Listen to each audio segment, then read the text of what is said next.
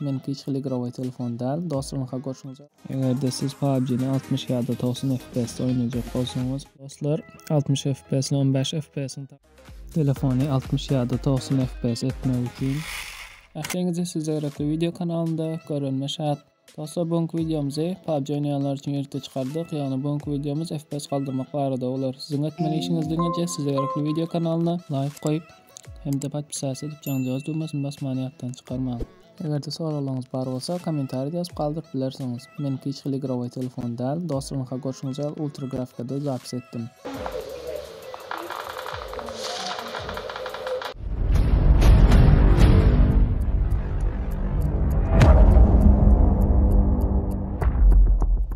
Dostlar umuman aydanda FPS näme? FPS sözü ingliz tilinden gysgaltylan bolup, ingliz tilinde frame per second diyen maňlyny anladýar. Türkmence terjime edilende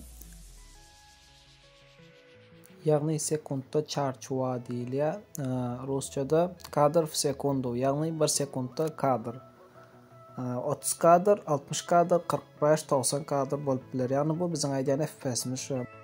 Unha dostlar 60 FPS ile 15 FPS'in tapawuty. Unha biziň çep tarapyndaky 15 FPS, sağ tarapdaky bolsa 60 FPS.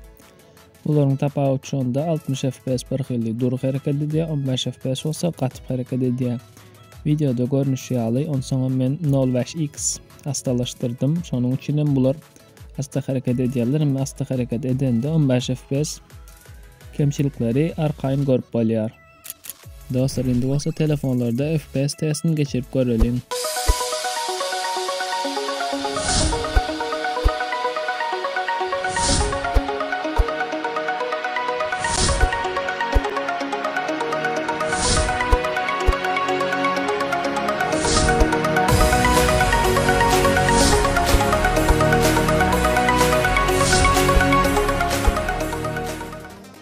Eğer de siz PUBG'ni 60 ya da 90 FPS oynayacak olsanız hiç kımmat telefonlar satın almak gerekli. Telefonu 60 ya da 90 FPS etmek için türlü GFX sol programmalarını olanıtlarsınız. Onlardan 90 FPS iPad video programmasını men size maslahat berýärim. Yani siz PUBG'nin kastasını az açıp basaryp maksimal FPS alıp bilersiniz.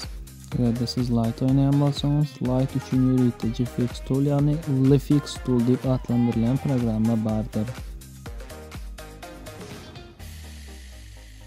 FPS hem grafikany gowlandyrmak üçin ýene bir usul, ýagny FPS-iňizi güýçlendirmek üçin meniň eski kanalymdaky faýly ulanyp bilersiňiz. Hiç hili ban zat ýokdur dostlar. Skaçat edendimizden soňra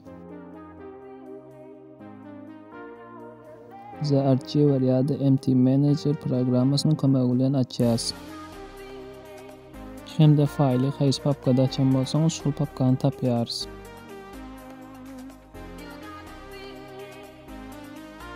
İçindäki faýly kopýalap alýas.